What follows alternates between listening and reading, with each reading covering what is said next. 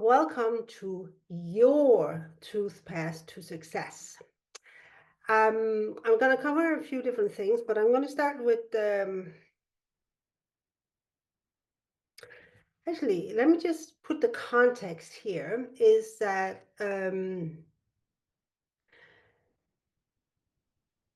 what I have seen and what I have noticed in all the years I've been, involved in the business success arena, and this goes back 30 years, is that the people who truly succeed and become, um, the ones who write the books, the ones who make a lot of money, the ones that everybody looks to be as successful as, the motivators, the gurus, the spiritual leaders, they have all found their own way to that success.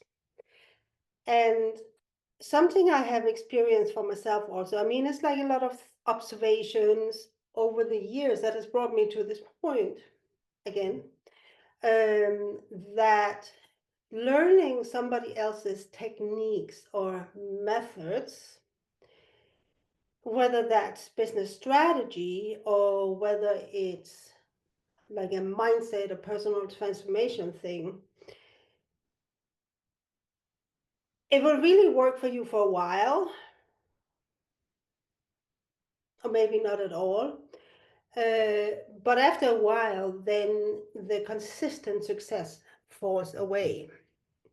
And I have 30 years of experience with this. So, I'm spent hundreds of thousands of dollars learning all kind of personal transformation techniques, business strategies, invested so much money and time into it. And I mastered it. I truly believe that you have to implement it, right? Because success is change, like real, I won't say real life, but 3D changes are a result of you implementing the new things you have learned. And I mean, if you think back, I started in the late 80s with the personal transformation, and I've seen a lot of changes. I've seen a lot of methods come and go. And some of these methods that used to be very popular, they have kind of faded into obscurity now because they are wrong for the times. So the times has changed. So it's a new generation, 2 generations later almost. So there's definitely, changes. And I also know that some of those methods that I came across a long time ago, they were truly brilliant. But it's like, it got very popular and taught to a lot of people, and people got amazing results from it. And then it kind of faded away.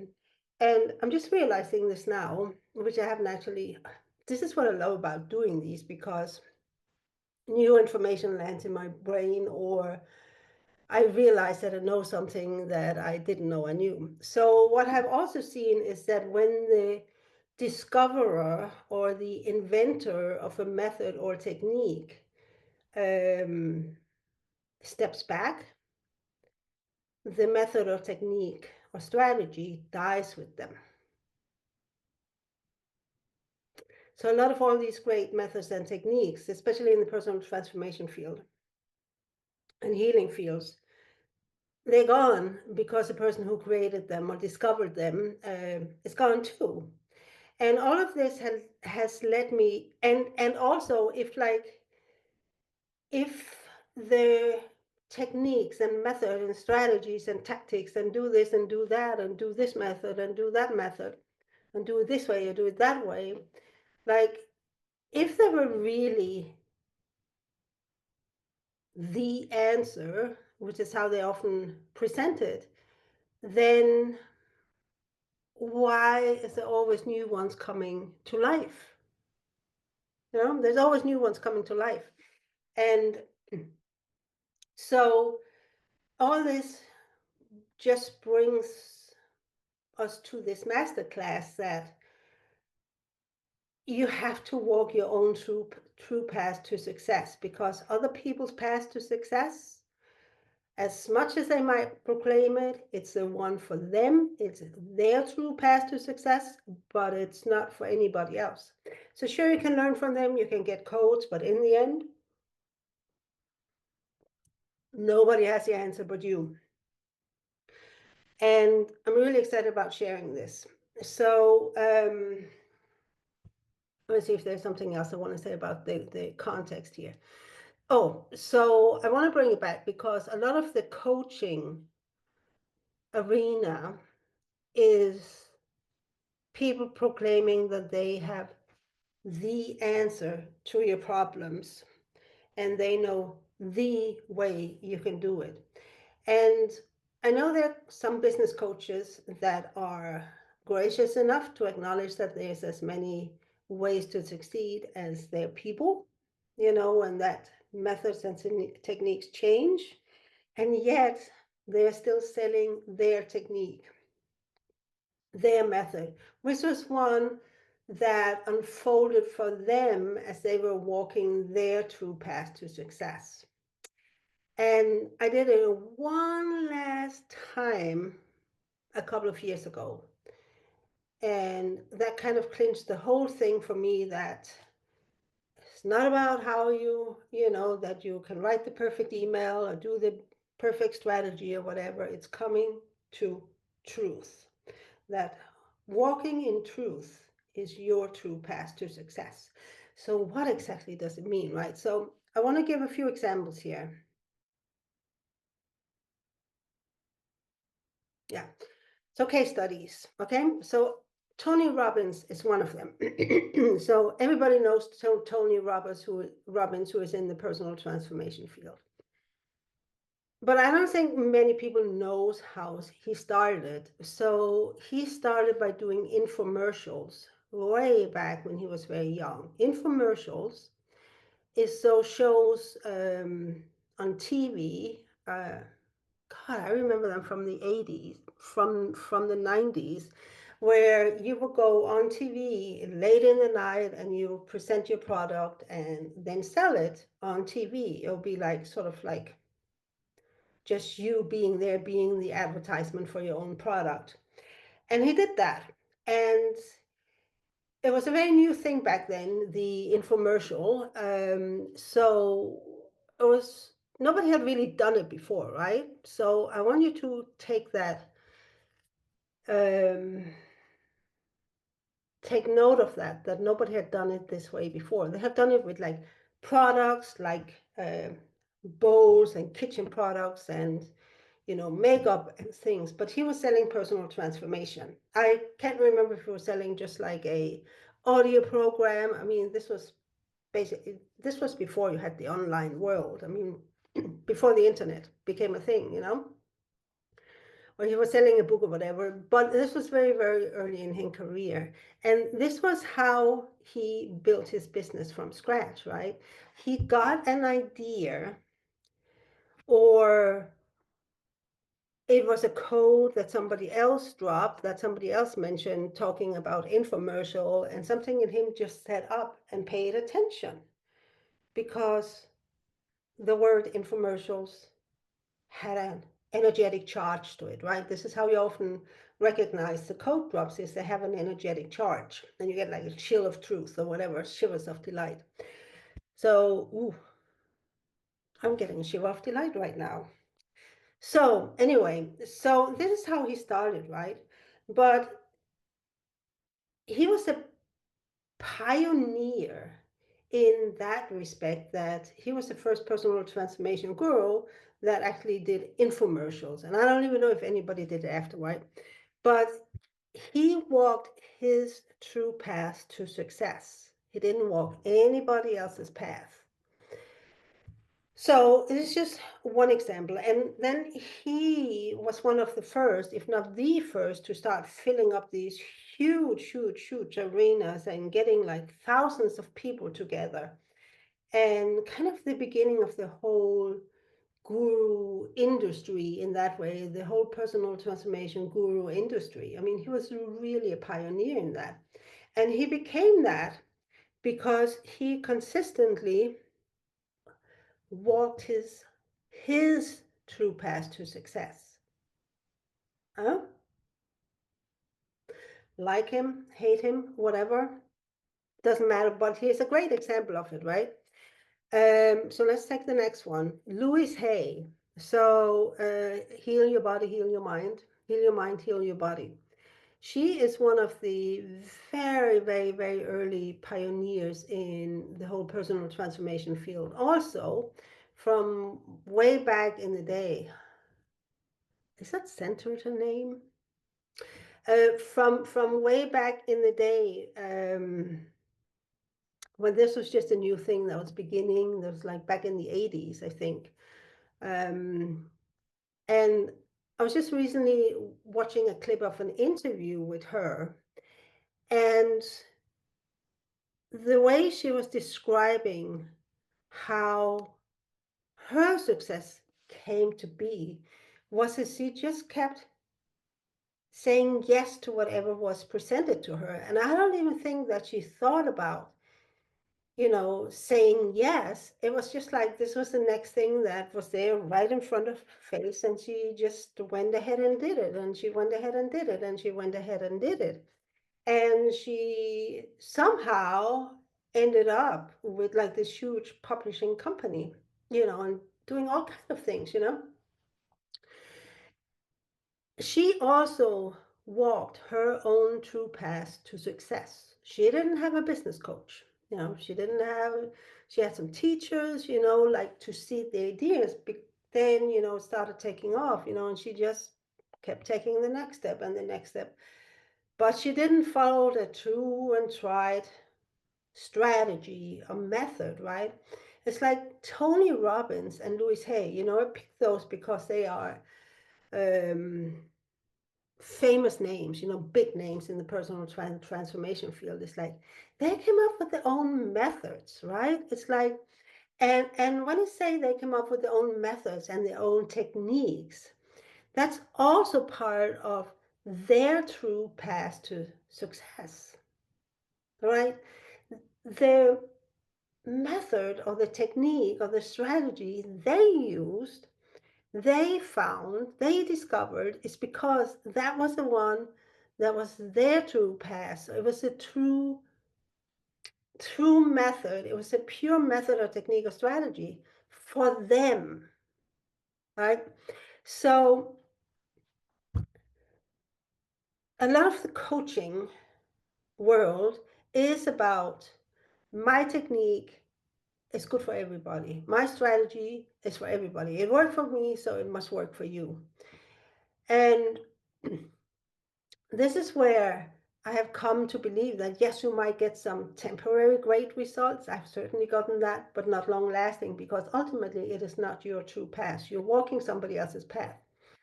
And the ego loves it, right? When somebody comes and says, oh, you just have to do this, this, this, this, this, this, this, and then you'll be guaranteed success. But it's not true. It's not true, right? It's like ego loves to think that it's so simple, and ego loves that the fact that you can see the whole path, because it takes the fear away, the fear of uncertainty, the fear that comes with uncertainty, because ego wants to stay safe. And in order to stay safe, the only way to guarantee safety is by control. So when it can see every single step, like just follow this, that the guru says to do, you're guaranteed success. And yeah, it's not, ego might love it, but ultimately what ego likes is not necessarily your true path to success. I can almost guarantee that it's not. It's not.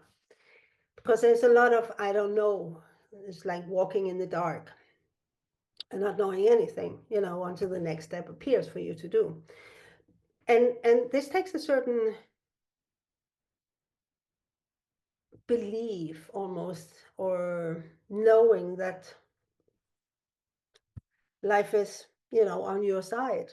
Something good comes if you just say yes. Anyway, let's keep going.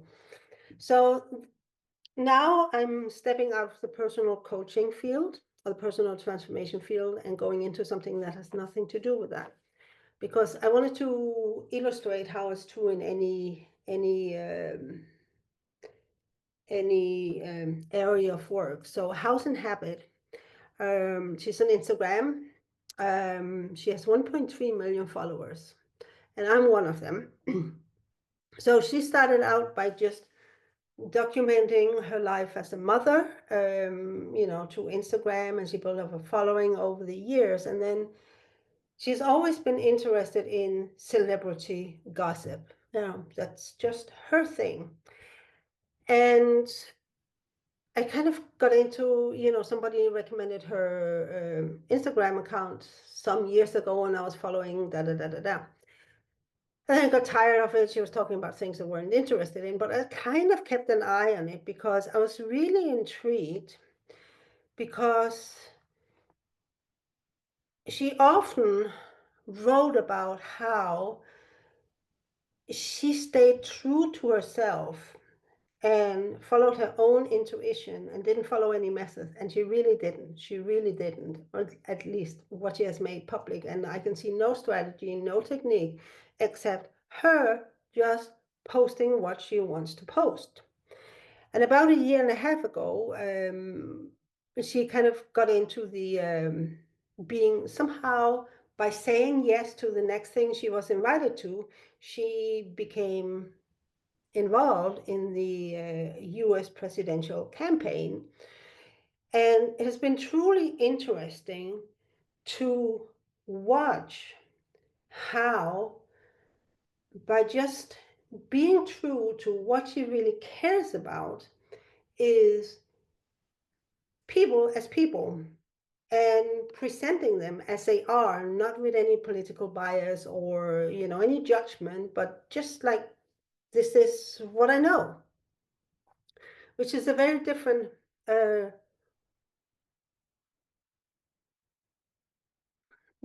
this is very different from most anybody that any journalist, any media thing. And interwoven with her own personal experiences, her own, struggles, her own coming to terms with where she suddenly finds herself, because she suddenly finds herself, like hanging around President Trump on his campaign, behind the scenes, and getting to know a lot of the players in the US politics behind the scenes, and know them as people, not just reading what was said about them in the media, but actually getting to know the people and then sharing that genuinely,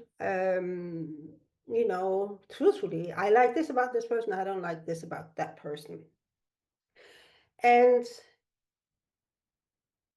the thing is that she brought a lot of people who couldn't care for politics. She kind of got them really excited about the US presidential campaign. And I don't really want to talk about the politics of what's going on in the US, but her, by just being genuinely herself and staying true to what mattered to her, and saying yes to everything that came her way, even if it was one of the presidential campaigns that she just suddenly got an invitation, to go on a hike with him.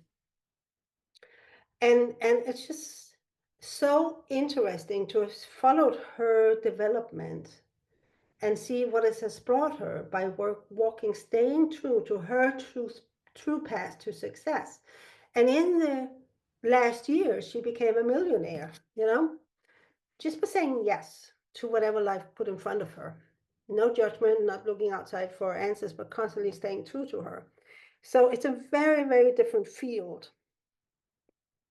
It's not personal transformation, although, she talks about her own personal transformation, but it's just seeing that journey. And I was just very lucky I came in at this time, so I was kind of able to, watch the whole thing unfolding. But becoming a millionaire, becoming a seven-figure business owner, which didn't even exist as a thing in her awareness when she just said yes, you know? It wasn't even a thing. You know? It's not something she had a particular desire for, not something she was seeking. She wasn't even in it for the money. She was just staying true to her own interests, you know, and her own brand. And, it's just been so interesting to watch this. Anyway, so Scotland Magic, another Instagram account. So I was in Scotland a few years ago, so I really love Scotland. Totally magic. So this is a girl who moved to, I think maybe Australia. She moved to Scotland maybe 5 years ago. And I've been in the pandemic right before, right after, I don't know. Anyway, so I kind of like follow her a little bit, some of her picture shows up on the feed. And she's a photographer, right? So she started just out as a photographer. And then she got the idea of, having costumes for people so that they they they they were kind of like photos from a historical drama or like a fantasy movie. And because there's so many great places in Scotland, where the background is like that. So that kind of became a thing for her. And she started getting people coming to Scotland for that, just for she called it her main character, be your own main character. And she kind of began to build a following from that. And then, maybe a year ago or so, she had the idea, why don't you do like a main character event? Huh? And I just saw recently on Facebook, no, on Instagram, which is why I actually brought her in as an example. It's like she had she was just about to launch another main character event. I think it was maybe a weekend or so, and it sold out in 30 seconds. I mean, it's insane. It sold out in 30 seconds or 36 seconds. It was like something insanely quickly it sold out. And all she ever did was when she got the idea of, oh, maybe it would be fun for some people to dress in a costume, and we can do like a historical fantasy photo shoot. Or maybe one of her customers said, oh, would it be okay if I put on a costume? And it kind of developed naturally, right? As the ideas came to her, and she just said yes and acted on them. And she just kept showing up. So this is a very different one. And I just really wanted to bring it in because this whole thing that the event sold out in 30 seconds. I mean, she might have 10 spots or 20 spots or whatever. It's not like a huge Tony Robbins event, but it's just like, imagine that. So Vital Mystic is also Instagram, and I don't know her story so much, but what I know is like during the pandemic, she was doing some rituals and she just decided to put them on Instagram, and people really liked it. So she did some more, and then she did some more, and then she did some more, and then she decided to put a membership and da da da da da. And before you know it, she has like a multi six-figure business built around rituals. And she just did it her own, right? She might have gotten the idea for membership. Maybe somebody mentioned it to her. Maybe she came across somebody on Facebook who was doing this. I don't know. I mean, that doesn't matter. But it's like, even if somebody has done it before, right? It's your true path, because when somebody says membership to you, for example, right? It has an energetic charge to it, which is how you recognize it as a code. So Jordan Peterson. Jordan Peterson? I wonder if that's his real name. AI. Huh. Might have gotten that right. Mix two person ups. Anyway, um, this also happened during the pandemic when he was stuck at home. So I think he was some kind of graphic artist, graphic designer or something. And he started playing around with AI and, created these images of old people doing a runway show.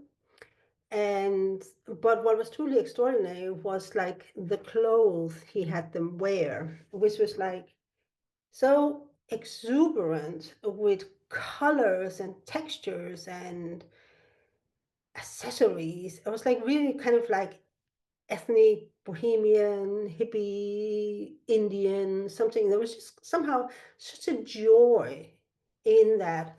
And somebody saw it, wrote an article about it. It's like the whole series is called Youth is Wasted on the Young. And that's how somebody posted some of his pictures on Facebook, and that's how I came into it. And suddenly, everybody wanted a print of his pictures. So suddenly he had to do these print runs, and he got famous for it and was here in Italy to do an exhibition. And it was just all he did was created the art that was in him that wanted to be expressed. And he stayed true to the kind of art that mattered to him. I mean, this is like AI, he's created it on AI. It's not like, paint and brushes, whatever. He totally went into the artificial intelligence way and used that to create these things. And suddenly that's what he does. And people know him for this. And actually, you really love, especially his older pictures from the beginning. It's always usually old people,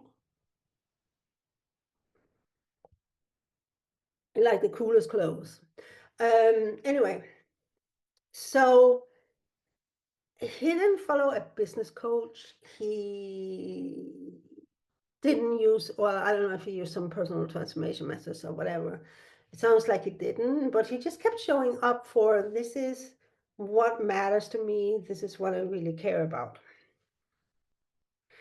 And who would have thought, as far as I know, he's the most famous AI artist, where people actually really love the AI art. Not that he's like a painting, like paint on canvas kind of artist, but they recognize the artistry in what he's doing. And it's his genius coming out that way, which I think is awesome. So Martin Doulard is the last one I have here as an example.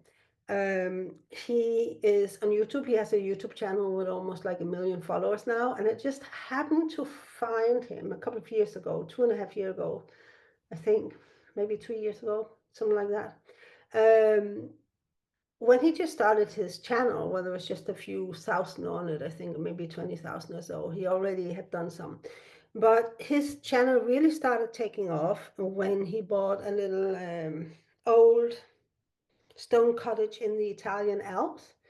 And he started doing weekly videos on the renovation of his place. I think it came in at video number 3 or so of these, and he's now on number 152, I think, and I watched most of them. So it's like all it does is like videos about the work he does on his place, fixing it up, putting in floors, fixing the roof, feeding the chickens, digging up potatoes, you know, taking a few hikes here and there. He doesn't really talk much. A little bit in the beginning, a little bit at the end, and sometimes when he has to explain what he's working on in the middle. But mostly there's no talking. It's just showing his life in the Italian Alps, right? And he has really, I mean, it's insane. He has really almost 1 million followers on YouTube. But what you have to realize this is, once you know a little bit of his stories, he has always just done what matters to him. He has always followed his true path. And it just happened to lead to this success, where with that many followers and views on Instagram, it pretty much pays, I don't know if it pays for everything, I don't really know about the YouTube income, but it's awesome. It's really, really awesome. And you look in the comment sections of this guy, and you just see that people really love his form of videos. It's like half an hour, 45 minutes of peace once a week. They wake up Sunday morning, depending on where they are in the world, and they get a cup of coffee, and then they just sit down to like just disappear into this peaceful, simple, working around the cabin life, for, you know, Sunday morning. And what is interesting here with all these is that it's all different people. It's all different audiences. It's coded for different people. But what they all have in common that they just walk their true path to success. And their success manifested for them by them staying true to themselves. So let's go into it, right? So what is the true path? How do we create the true path? How do we get started on it? Or how does it show itself for us? So this is basically what it is. It's like you have something you want. So if you take the example of Martin Doulard, um, he wanted to create a home for himself in the Italian Alps, and he only had the money to buy like a rundown place. So, which he also wanted because he actually wanted to build. He wanted to get into like building it, and he created the YouTube community, hopefully for some income, but also just for what people had suggested for help, for him to do it because he didn't know how to do it when he started. So let's take him as an example, right? So as his life was right now, he just had like basically a ruin. There's been animal stables, animal shelters in the past. Now it's sort of half a ruin, hadn't been used in many years. That's what he had now. His desire was to be able to live there, to have a beautiful home for himself. And these were the two things he had, right? It's like the facts of his 3D life right now and what he wanted it to be. And this is very, very important. And you might have seen me talk about this before because it really, really matters that this, that you get this part here, right? So what you have here is a gap between what is and what you want. And as time goes on, you want to move this, what your life is, the 3D facts of your life up to, so that it becomes the same as your dream, right? And this is your true path. So the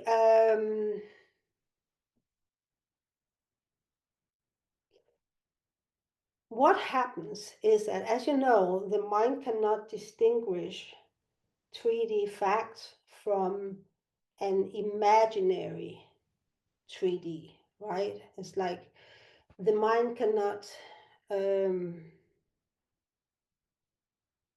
tell which one is true, right? So you have one version of your life, you have another version of your life.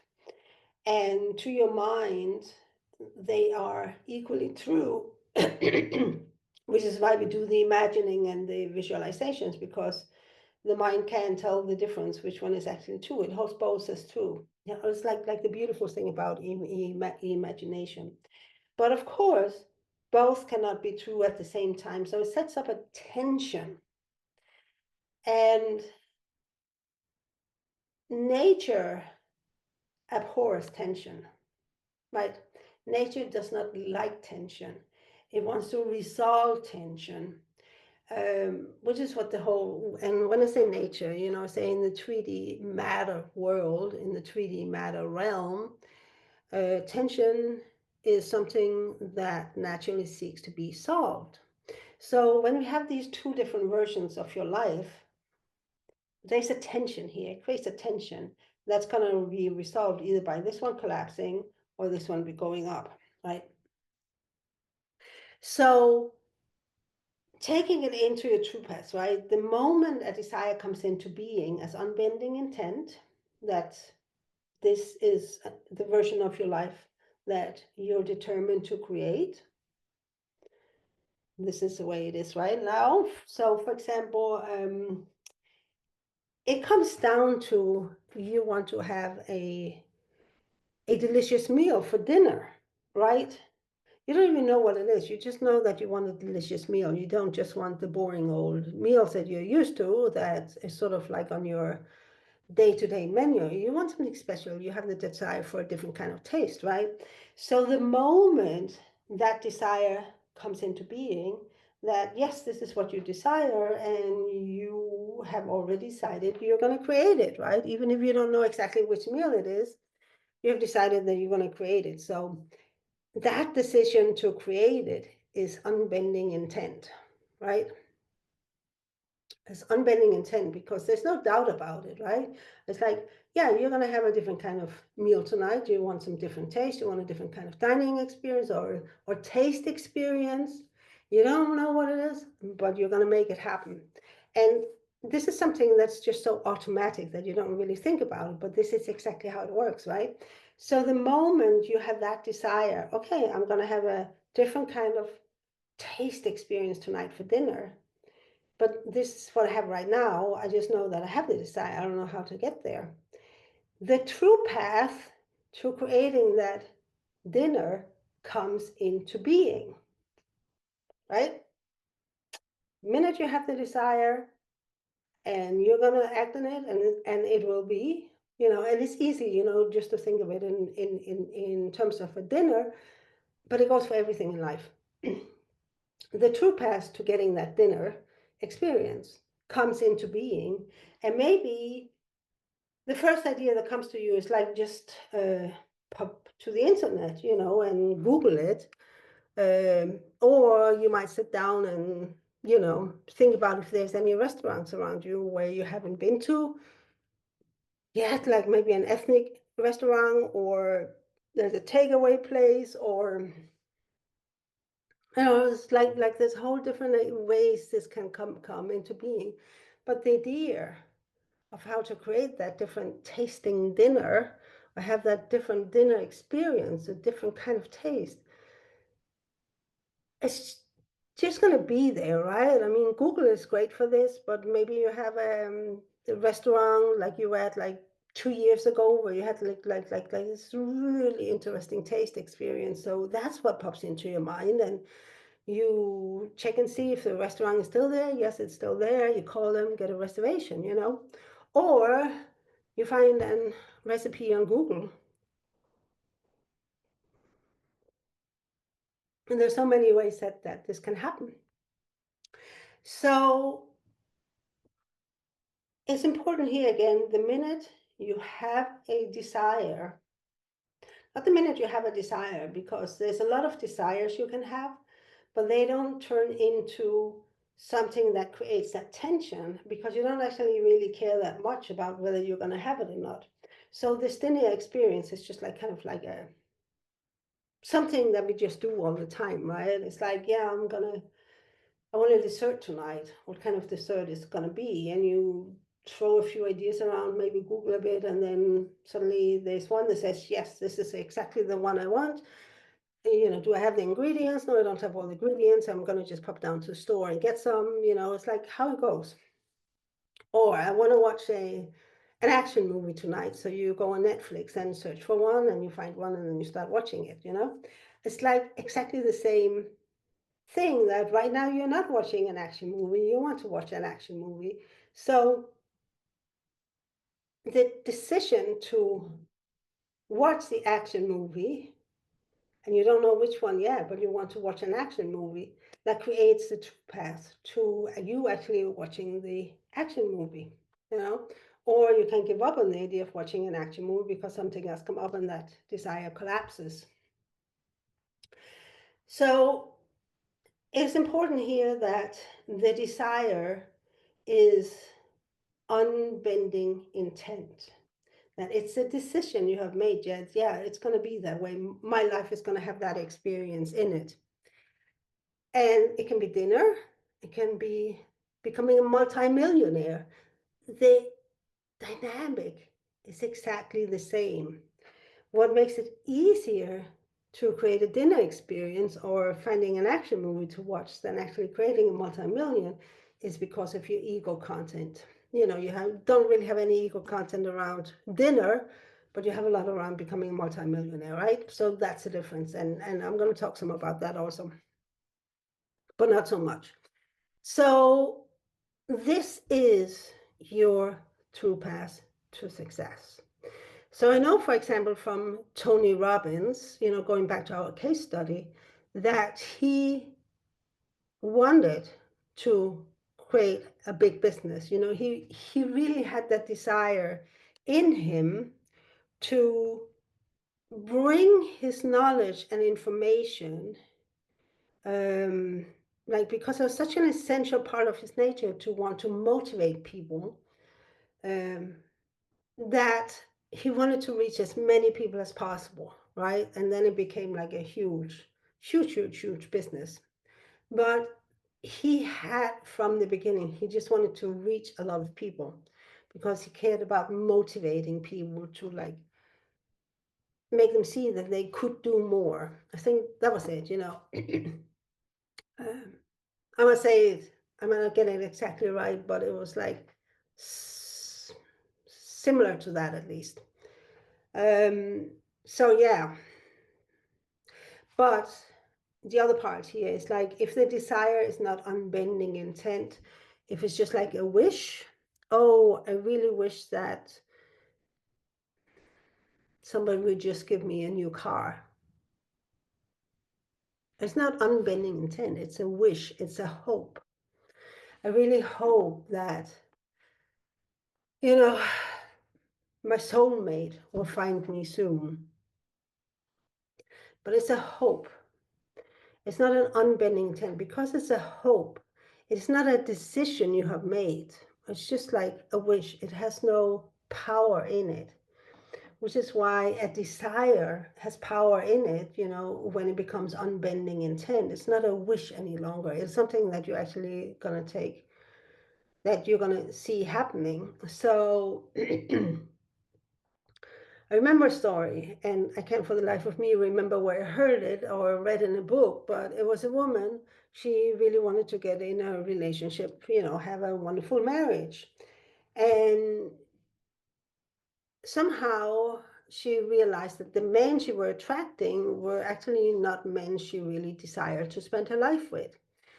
And then she came to the realization that, well, the kind of man she wanted wouldn't be attracted to a woman like her.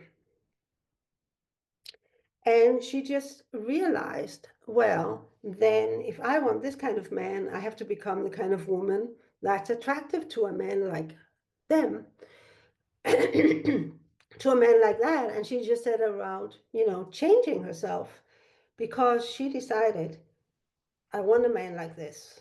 I want to be in this kind of fulfilling relationship. She realized she wasn't getting in yet. That's like the facts of her life. This is what she wanted, a fulfilling relationship. What she had now was unfulfilling relationship. She looked at, okay, so I want to become a certain different being, right? She just said, okay, I need to change this about myself. I need to change this about myself. I need to change this about myself. Da, da, da, da, da. So it works with everything. It works with every single act of creation because this is how creation happens, right? So this, having these two different versions of your life existing at the same time, right? It's like, this is the life 3D reality you have now. This is the 3D reality you want to have. To your mind, they're equally valid, but you can have two different realities, versions of the same kind of, facts, two different sets of facts about the same thing. There's a gap, there's tension around it, like there is this gap.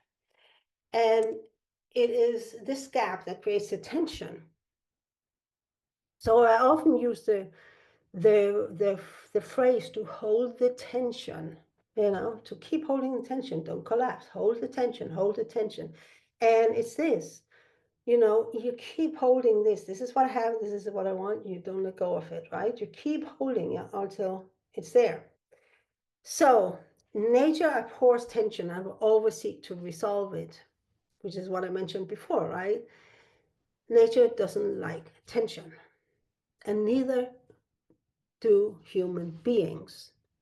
So just very, very simple illustration of this is like if I ask you a question, hey, how are you? Or how are you doing? Or what's going on with your life right now? Or, like just, are you hungry? It's almost impossible to not answer a question like that because being asked a question sets up tension. And your natural human desire or inclination is to resolve that tension, right? So try it. Next time somebody asks you how you're doing, or just ask the question, and don't answer. And you will notice like the tension. Then you will really notice the tension, right? If you don't answer a question that somebody asked of you. And you can feel yourself like really wanting to let go of that tension by answering the question. You want to resolve that tension by answering that question. And you can't resolve the tension by collapsing, letting go of the desire, right? You want to keep holding that tension so that you can actually bring that new desired reality into manifestation. So try it out with questions. When next somebody asks you questions, don't answer and notice how that feels to you to not answer. And you'll become acquainted with this, exactly what I'm talking about, the tension. So you can, two ways of resolving that tension, right? You can bring the desire down or you can bring your 3D life up. You solve that tension either by going down or by going up. So here it is that when your desire fulfilled is the same as your 3D facts, right? Your new life, that is the fulfillment or manifestation of your desire, there's no gap, there's no tension anymore, right? That's one way of resolving the tension. The other way is like when you give up your desire, you abandon your desire and like, you just settle for your 3D facts right now. You settle for your 3D facts right now, right? You basically abandon your desire, you abandon what you want for yourself. So those are the two ways you can resolve that tension, right? So there's a tension now, you resolve it by collapsing. This is it, by collapsing or creating. So these are the only two ways to resolve the tensions, right? You give up on your desire or you keep taking the next steps to fulfilling your desire, to fulfilling your desire. This is how you resolve the tension. So, and this is where we come in and talk about the codes, because the codes of consciousness, they are really the ones who are the keys to actually getting, walking your truth path, creating a true path, keeping that tension. So your shadow codes, your ego content is going to make you want to give up on that desire. Whereas your power codes are the ones that's going to bring your desires into 3D manifestation. So that becomes your new life. So shadow is, of course, like fear and lack and all about how to. But what I want you to take note of here is that focusing on the how to is actually collapsing it, right? It's collapsing, it's decreasing the tension because it's a shadow code. It's a way to offload the tension by trying to figure out how it's going to happen and focus on that. And when you go into the how, you do that in order to offload the tension. Shadow can't handle tension. It wants to offload the tension, right? It's like your human animal instinct, the animal body, the animal instinct is to resolve the tension and collapse. And it's all about fear. It's coming from a place of fear because tension feels uncomfortable. It feels really, really uncomfortable until you get used to it. Because it's unnatural to the human animal, right? So, and then the other part, like power codes, they're all about taking the exact, precise action as given to you by your intuition that will actually become your true path to success, right? Intuition. They'll tell you exactly what you need to do. And, I'm going to give you some examples when we get a little bit further. But this is basically how it goes. And to give credit to where credit is owed, I got a lot of this from a book that's called The Path of Least Resistance by Robert Fritz. It's a classic. It's maybe written in the 90s. So what happens then here, right, is like when you walk somebody else's path to success, you get all the steps. This is how I did it. This is what you must do. You must do this. You must do this. You must do this. This is next step, next step, next step, next step. Methods, techniques, business strategies, business tactics. It's, sales, how to write and create good marketing. It's all about do this, do this, do this, do this, do this, do this, do this, and then you'll come to this result. Which was true for the person who created it, but it's not true for you, right? You here, you only have this. You know what you have now, you know what you want to experience. And you have no fucking clue how you're going to get there, and that's okay because you don't want to know. As much as your ego wants to know, remember, getting focused on how it's going to happen is going to collapse it, right? You don't want it. You want to bring this up. You don't want to resolve the tension this way. You want to resolve it this way. So, intuition. So, what works is that you'll be given the first step. The first step. So, for Martin Doulard, with his old cottage ruin in the Italian Alps, he had an idea, maybe I should start doing weekly YouTube videos about my life here, right? So he just started doing that. Or however it came to him, right? But it just came that. Or even, further back, he just knew that he wanted to buy an old place and renovate it because he wanted to have the experience of renovation. It was actually never about getting a big YouTube following, anything. It was just him having a desire to experience renovating his future home. So what it goes, and you can see it, right? The path is in the dark. You can't see the path. You can only see the next step. Just the next step. And you can't see it until right before you have to take it. Sometimes. Sometimes with a lot of my live streams in the past, I've only been giving a title. Came a desire to do a live stream on a certain topic. I would know the title, I would know the time, but I didn't know anything further until like 5 minutes before I actually had to go live. Faith. But then those are some of the best live streams I've ever done where I actually didn't know what I was going to talk about. I just knew there's something about this according to the title. So you know the next step, right? So you take the next step. So for example,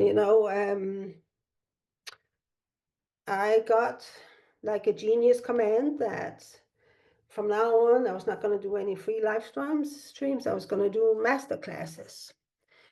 I said, okay, I was going to do paid master classes from now on, and the price for each master class was going to be 40 euros. I said, okay. So then the first one was going to be, the one I did a few weeks ago about on how to purge your ego content.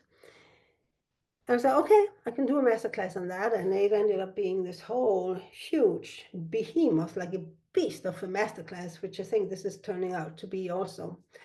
So, um, then after that, I got the command that, oh, I'm going to be doing one on the TruePath to success. And, then when it was going to be, whatever. And then I didn't really, I had sort of a concept of what it was going to be about, where it was starting. And then as I was creating these PowerPoints, it's like the whole thing began to come together, and it just kind of like created itself and what it is. And even now, as I'm just talking, it's like things I hadn't planned on saying, it's just like showing up as something that I want to say, that I want to include in this masterclass.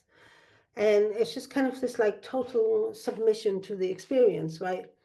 So it was just happened like one step at a time. Okay, now you're not doing live streams and free live streams anymore. I said, okay, do paid masterclasses, right? Okay, this is going to be the first one. Okay, this is going to be the second one. Okay, and so it goes, you know. And my desire is a thriving, I would say coaching business, but coaching is about telling you my ways through, and I really is all about helping you walk your true path to your genius business. So whatever that might be. So anyway, this is how it is, right? So this is how it's happened. This is me walking my true path by example. So the point is, like, you're walking blind as your true path to success is unseen by you. It's unknown. It's a walk in the dark, you know. Whereas if you walk somebody else's path, you can see the whole path like lined out, and you can see the whole path and all the steps and everything. It's the path in the light. But your true path is unfolding and coming into creation as you are walking it, right? Which is why you only need to know the next step, and you only have to know that next step until right before you have to take it. And your ego is going to have such problems with this because it wants to know exactly how and what it's going to lead to and how it's going to help me to become happy and how it's going to lead to exactly what I want. And that's not how it works with your true path to success. You're not in control, or I should say your ego is not in control.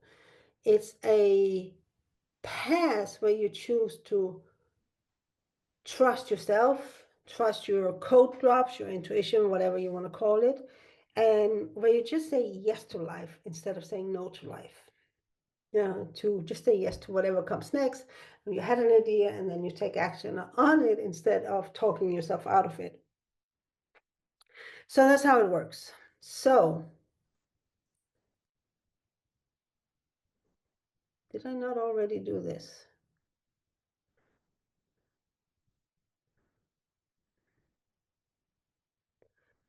Yeah.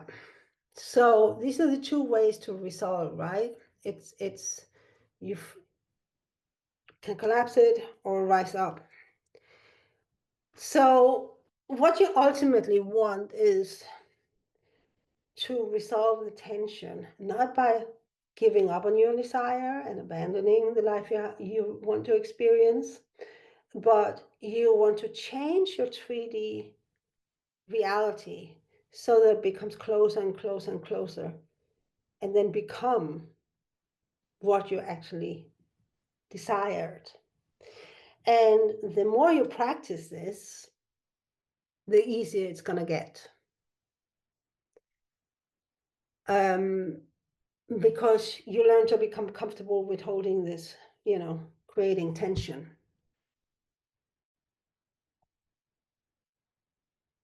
Yeah. So this is what this image illustrates, right? It's like you constantly move this up by taking these precise actions as indicated or given to you per your intuition. So this is just a little reminder that time is an illusion. Time doesn't actually exist. There's only right now. So that means actually your desire is already fulfilled. You just can't see it yet because it hasn't manifested into 3D yet. But in the realm of consciousness, your desire has already been fulfilled. So you might even think about, why do I even have this desire, right? Where does that come from? It's because you're already living it and you like it. But someplace that is not your life as human on planet Earth. So it's just a little tweak, that more philosophical nature, but I thought I'd, just put it in here, because the whole point is, it doesn't matter how long time it takes you to move the 3D facts up, because it depends on how big a change it is that you're trying to effect. Like the example with the dinner, right? That takes like a couple of hours at the most. Yeah? But other things like maybe creating a successful business, it might take a few years, but it doesn't matter. The time is not relevant.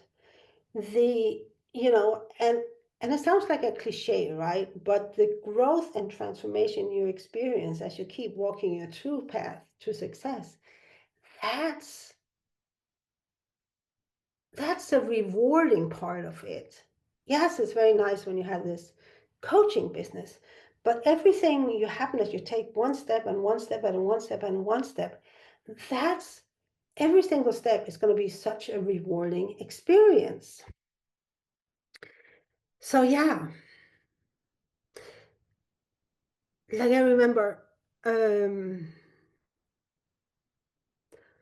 some years ago, I I got the command, the genius command, to write a certain post. And I could feel my ego resisting it with all its might, because, oh God, it was like so way out of my comfort zone. And, finally it's like, okay, I got to do it. I'll do it tomorrow morning when I wake up. And I don't think I slept a lot that night, because I knew, like, first thing in the morning, I would have to write this post. So I get up in the morning and I feel so much dread about having to write this post, right? But it was an important step, and that post, as much as I dreaded writing it, it became, I don't know, it became just this post that it needed to be. It's like I wasn't really trying to write anything specific. It was just I needed to write about this experience I had. And it led directly to a sale. Like I had a sale shortly after, right? But I didn't know that particular post would create a sale, because, I had a desire to make a certain amount of money, or actually it was a desire to get a certain number of clients into my program at that point. And it was like, all I knew was that this was my next step. As much as I resisted it, my ego squirmed in discomfort, I knew this was my next step on this path, right? And I only knew this next step. I had no idea what it was going to lead to, but I did it. And it really wasn't that, the post itself wasn't anything special, particular, in the light of all the many different kinds of posts I've made. But it also was very specifically the next step on my true path to success. Of course, my ego would resist it with all its might. So anyway, I did it, and it led to an immediate sale. I can't say that all your steps are going to do that, but they're all important. And you don't know beforehand which are going to lead to success or not. So I already did this one.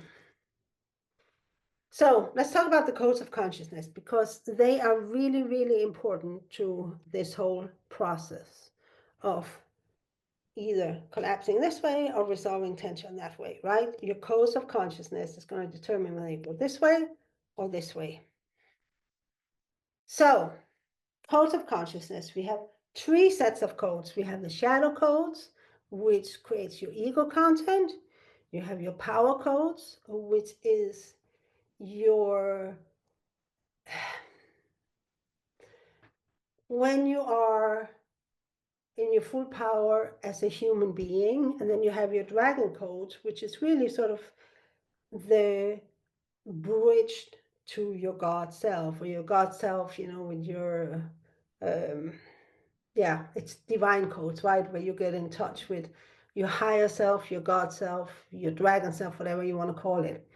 Now, the importance of this is that your power codes, your human power codes, which are the codes that you use to manifest, which is actually taking a desire and turn it into a 3D fact. That's a function of your power codes. And they will always do that. They are never not doing it. So if you are not seeing the things becoming manifest that you have a desire for, it's because you have a stronger desire about not manifesting it, right? So the power codes will always take what is a dominant desire in your consciousness, which includes your subconscious, and turn that into 3D facts. And when you have your shadow codes, your ego content, it's all about fear and lack. And when they are the strongest codes, what you're going to manifest is fear and is lack, right? Your power codes, it's so important to get it. You're always manifesting the strongest desire in your consciousness, which includes your subconscious, right?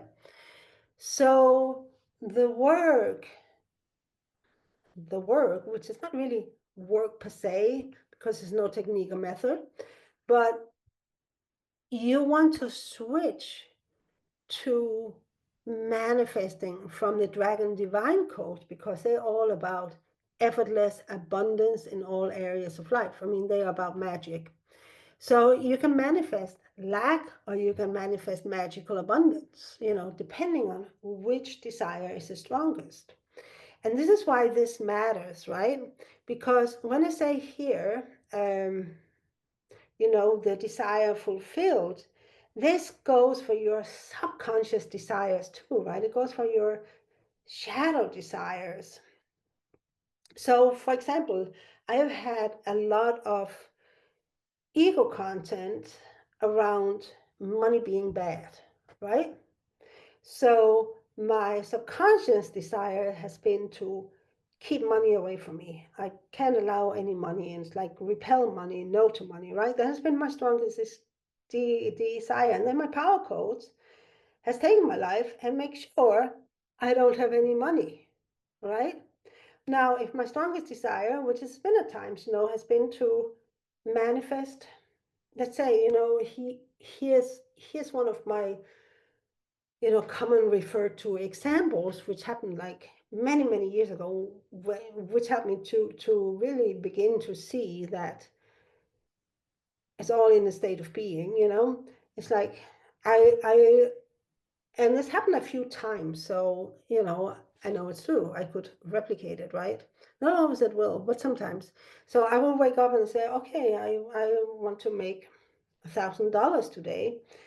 And I didn't think about the how-to, because if I began to the how-to, it wouldn't logically be possible, right? I want to make $1,000 today. I just kind of went on my life and did what I did, da, da, da, da, da. And then at the end of the day, I would have manifested $1,000 in cash. And there was no logical way that I could have that $1,000 in cash. I didn't try to make it happen. And I just decided this was what I was going to, do. And then some people, and I was working as a massage therapist at that time for like $55 an hour or whatever it was. So it would have been, almost 20 hours of actually massage therapy if I would have been paid per session, right? But instead, people decided to buy a package of 10 sessions or whatever. So at the end of the day, I would have worked maybe 3 hours of massage or 5 hours of massage, but I would still have my $1,000, right? It didn't make any sense, but those days where I could actually do this was because there was no ego content, right? There was nothing in me. There was no, the strongest desire was just this, $1,000. There's no reason, there was no fear, there was no attachment. It was just what I wanted, no ego content around it.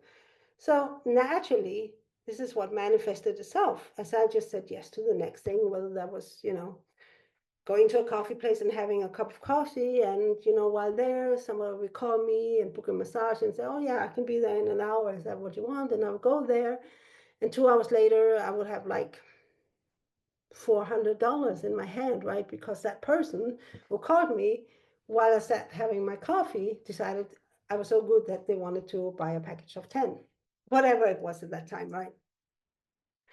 So this was an example of, how easy it is when your strongest, I mean, it's like your strongest desire will always become manifest,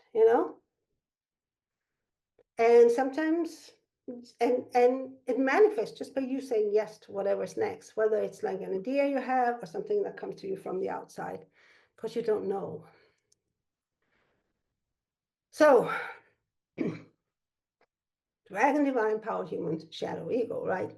So, giving this a little bit more details, so the important thing here is like you always automatically manifest the strongest desire in your subconscious, no, in your consciousness, which includes your superconscious and your subconscious, right?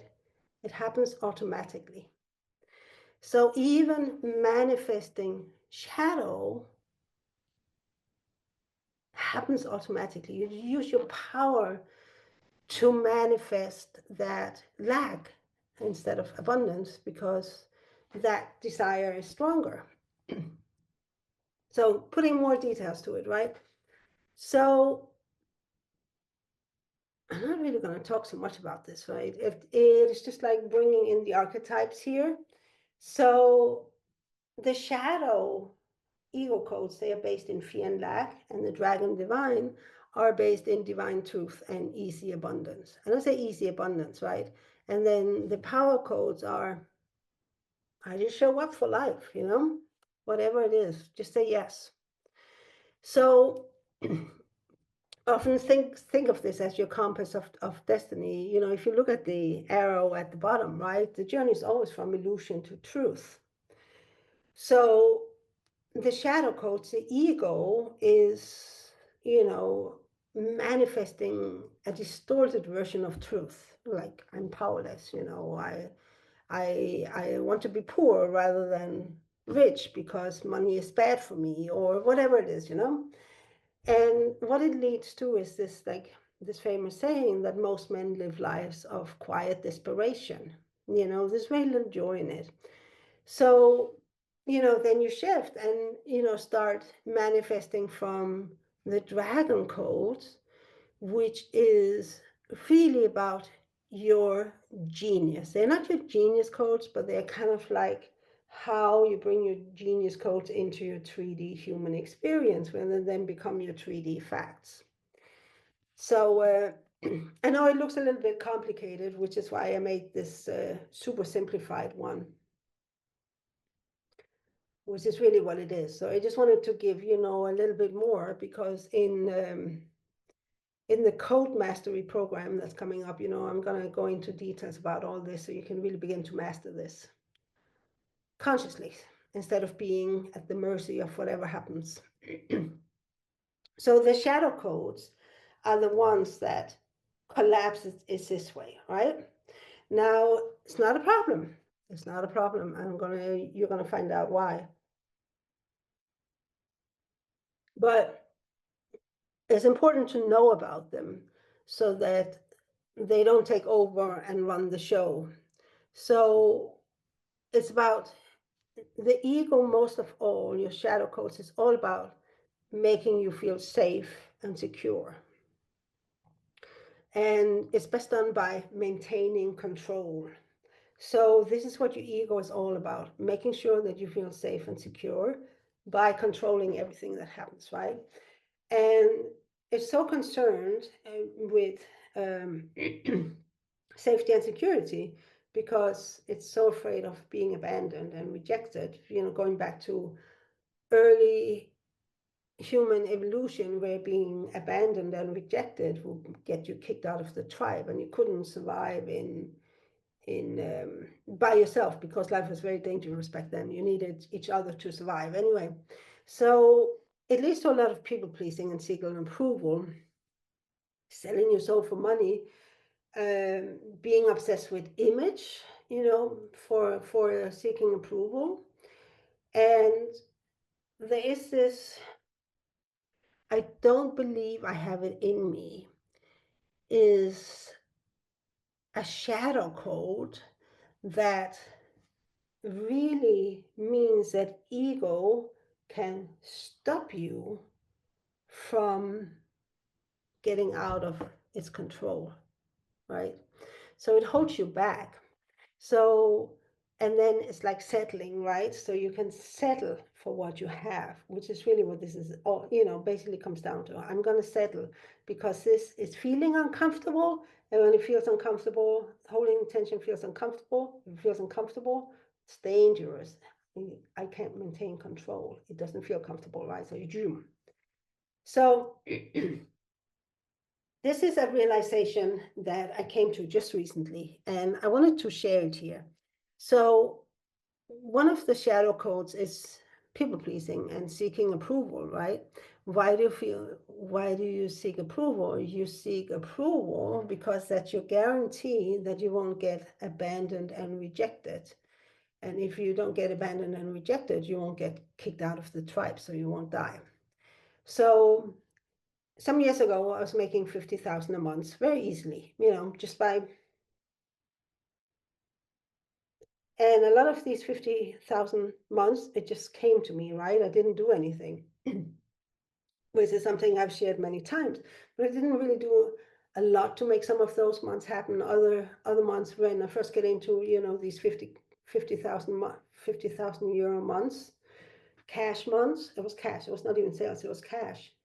I was working so hard, 12-hour days. Anyway, and then there was months where I didn't really do anything and the money found me, they manifested to me.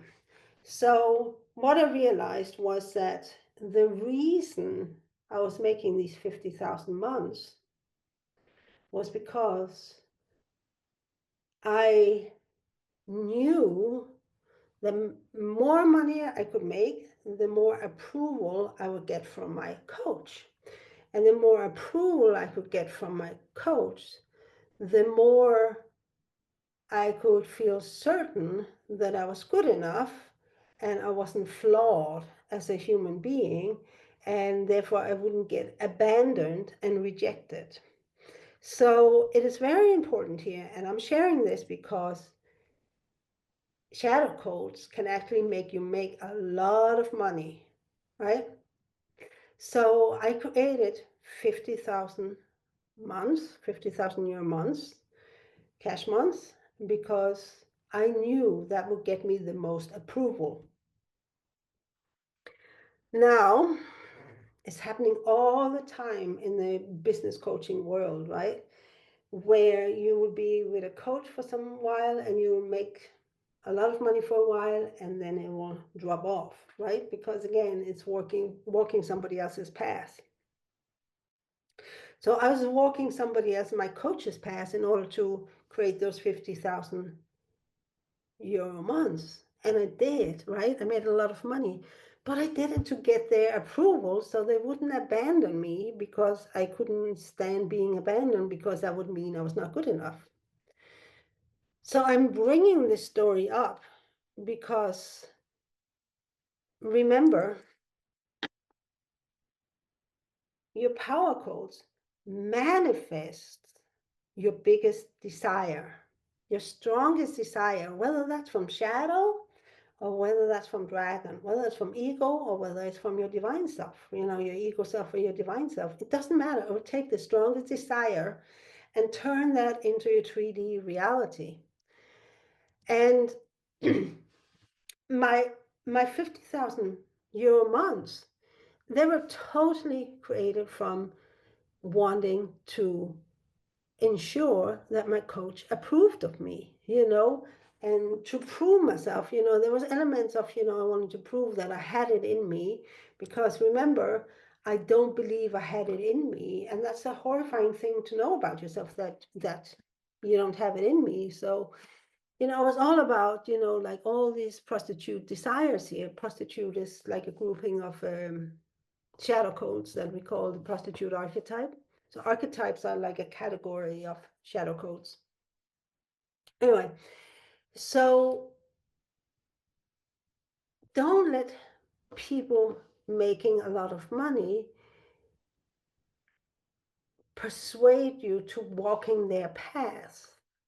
Because if it's not their path, it's not gonna give you that lasting success, because it's temporary, right? It's their path, and it's, you're walking it for all the wrong reasons. Like, pretty much shadow in any way, shape, or form will have you look outside for answers, right? So you will always look to walk somebody else's path. From, when it's shadows, that's the dominant code animation.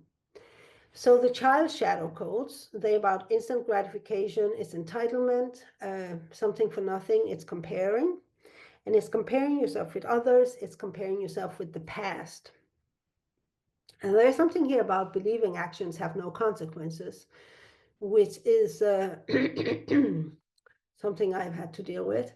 And being swayed, right? Being swayed. It's like you'll see something on Facebook and suddenly it's like you're all in self-doubt or whatever. So it's like you'll doubt yourself when you're being swayed.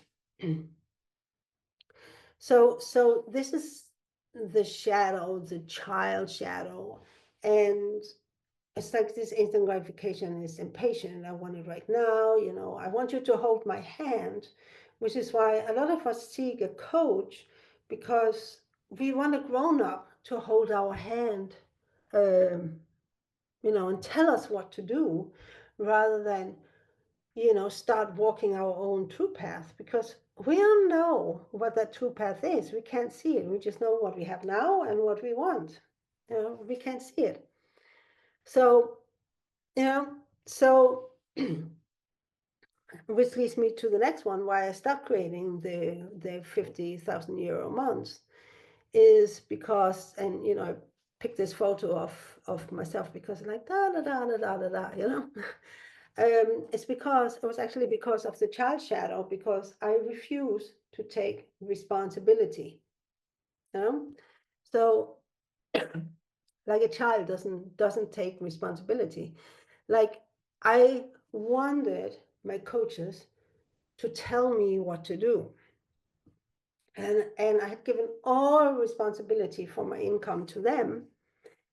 And by giving them all the responsibility for my income, it was, of course, that the more income I created, the more of their approval I would get, because, I had like offloaded it all to them.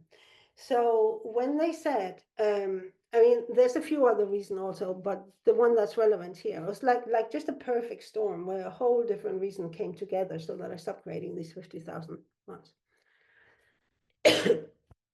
All shadow reasons, all ego content,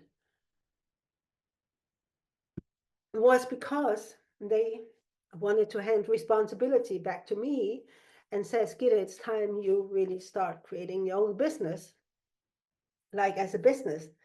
And oh my God, it's like just, I don't know, just started the downward spiral in terms of my income. Like all the shadow and ego content I had about that eventually led to a total collapse of my business. It was so great because it really got me to, I had to face my ego content and It's really interesting because this is some years ago now that this is something I just realized very, very recently, like even last week, I think, that I did this because I wanted their approval, and this was the best way to guarantee they kept approving of me. It's not a lasting strategy for success. It's not my TruePath to success.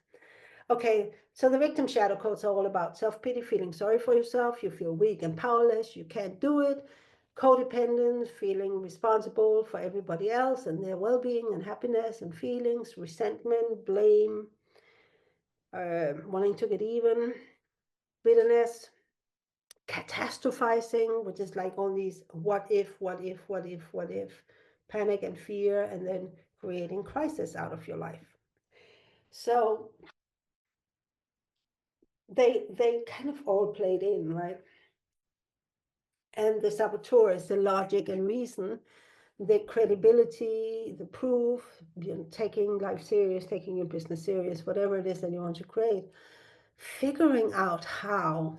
So remember earlier where on one of these graphics about figuring out how, I said there was a shadow, it's going to help offload the tension, it's going to help you collapse. It's because trying to figure out how, it's like mental, it's like trying to be in control so you know how the whole thing is going to work out.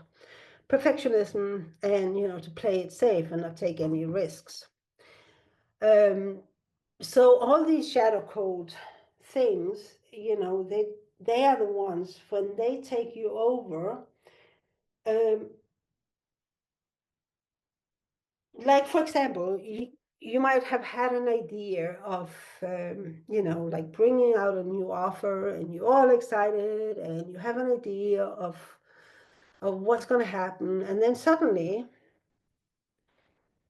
the doubt kicks in. It's like, what if I put a too high a price on it? What if the title is wrong and people are not going to come?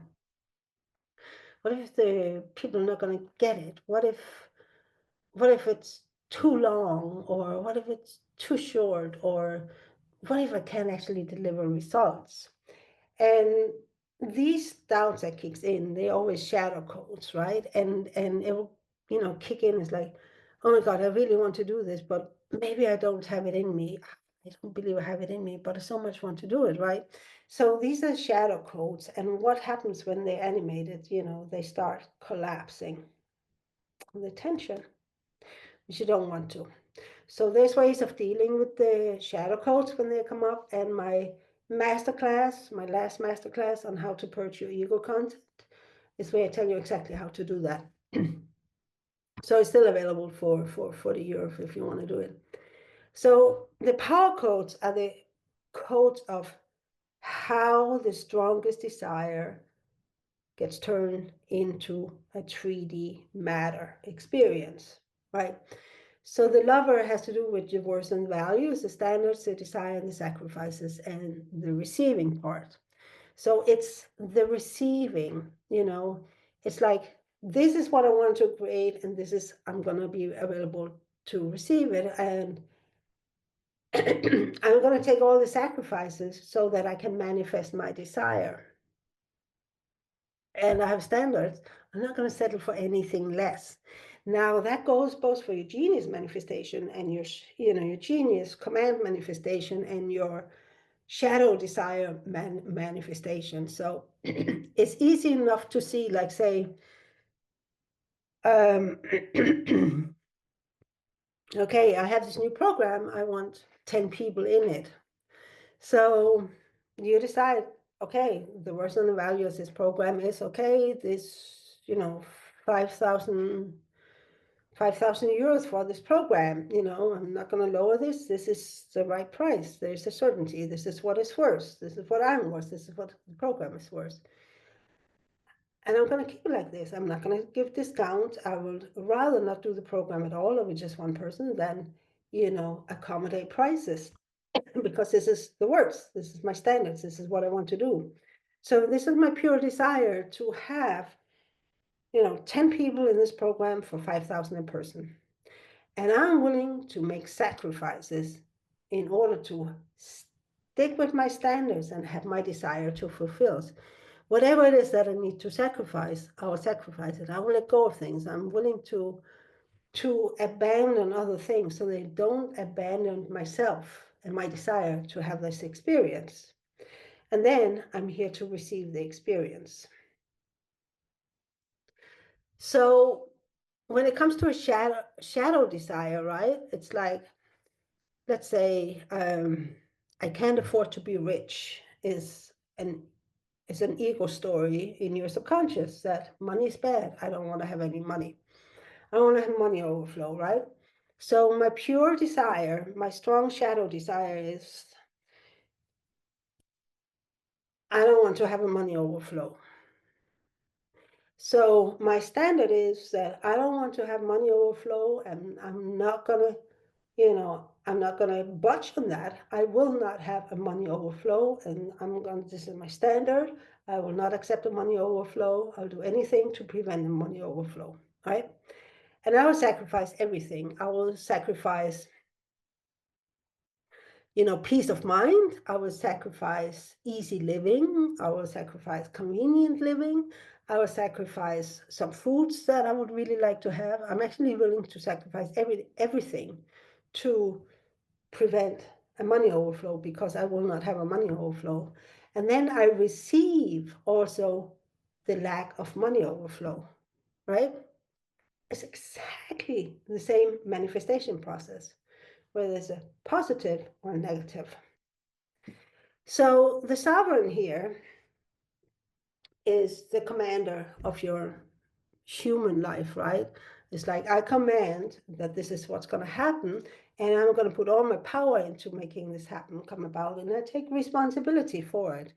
So when I said that before, when I shared my story of why I stopped making 50,000 a month, it had to do with I didn't want to take responsibility. I was actually taking responsibility for keeping money away from me because I didn't want money, so I had to go to a coach to get those money. The same thing with authority, right? The authority, the unapologetic truth teller. But here's the thing, like, you're willing to go the distance, right? So no matter, and I think this is a very common experience, which is why business coaching is such a big thing, or money coaching is such a big thing, is because most people who have the strongest subconscious desire to not have too much money because money is a bad thing for whatever reason, they are willing to go the distance, no matter how long time it takes, to prevent money from being from having a lot of money. So there's always that push-pull between your conscious desire to have a lot of money and create a successful business, whereas there's an even stronger subconscious desire from your ego content to keep the money away. And so you might have times where you have a lot of money, which sounds, which is a great experience. But then because you're willing to go the distance to manifest your true desire or your strongest desire, you will always collapse back into not making money, not making a lot of money, right? So the warrior code is like the strength, the resilience, the boundaries. It's like, keep money away from me. Taking a stand for yourself. Yeah, I'm taking a stand for keeping money away from me. Having your own back. Yeah, I'm going to really make certain that no matter which coach I invest in, no matter how a coach helps me, I'm going to make very certain that I have my own back and keep money away from me. Get things done, right? It's like, I'm going to take the actions that ensures that I don't get any money. Right. So, which is a very, very interesting thing when you think about it. What does that actually mean, right? It may mean that when you get out of the house, you take a left turn instead of a right, because on the right, you might have run into a person on the street that you got to talk to, and then that might have ended up becoming a client, a customer, right? So the warrior cage creates cash, but it also creates no cash, etc. And it's a loyalty. What is the power code of the warrior, the power archetype of the warrior loyal to, right? is loyal to the sovereign. The sovereign is all about taking responsibility for manifesting your strongest desire, whether it's like lots of money or no money, beautiful relationship, secure relationship, whatever it is, right? And now here we come in with the steps to manifesting. This is all about the intuition, because you don't know your true path to success, but you're always walking, you're always manifesting, right? The true path to success is a manifestation path. And it's your intuition, but your intuition, when it's a shadow desire you're trying to manifest, your intuition will lead you to invest in a coach and ensure that with that coach you're not going to get results. So I came across this phrase, like false intuition rises from fear, which is really what we're talking about here. So the intuition is always going to help you manifest your strongest desire. And your intuition is always working, but a lot of times it's always working to manifest the strongest desire at any given time. Now, now, now. The past doesn't exist, the future doesn't exist, it's only now. So it's always working right now, right now, right now, right now. But we just don't notice it, right? Especially because we're so used to um, like just not being aware of how we manifest our shadow desires. So it is this journey from unconscious incompetence to conscious incompetence to conscious competence to unconscious competence when it comes to manifesting, right? Because we are beginning to realize that we're just manifesting our shadow desire, so we might as well figure out how to, get it into our subconscious, that to manifest our genius, greatest story life. Instead, it's exactly the same way. So your intuition will always guide you, even if you're not aware of it, right? It is what inspires you to take the actions that you're taking, whether it's manifesting your shadow desire or manifesting your genius, magic, dream life, waking dream life, right? So the magician is like lighthearted and a fool. And I know that even if the saboteur shadow code is like typically serious, there's also a way that shadow shows up that you don't take things serious enough, right? So this is where the magician will come out in a shadow way, where it doesn't care, it's careless, and a fool, and ensuring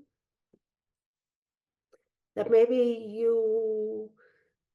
in order to manifest your conscious desire, you would have to take an action, but your intuition is convincing you to, I should just go and have a coffee at the coffee place, instead of sitting down and doing my bookkeeping, when the bookkeeping was the exact action, the next step on the manifestation process to your, on your true path to your conscious desire, manifesting what ego had snuck in. So now your intuition, the false intuition that rises from fear, which is ego-based intuition, shadow, coming from shadow, it's, I'll just go to a coffee place and do it later, right? So it always works, whatever the strongest desire is, this is what you will automatically manifest, right? Which is why in the beginning, when I was manifesting 50K cash a month, it was very conscious. I had to work on it, but then suddenly it became my unconscious, it became an unconscious desire that I didn't really have to think about it. I didn't really have to do much to make it happen. And I didn't. I was just hanging out, and, people were just showing up who wanted to work with me. It's like, it's not about the actions. It's about what is the strongest desire. So talking about intuition, right? So this is another story that I like to tell. So this goes back to when I first started working with the codes of consciousness.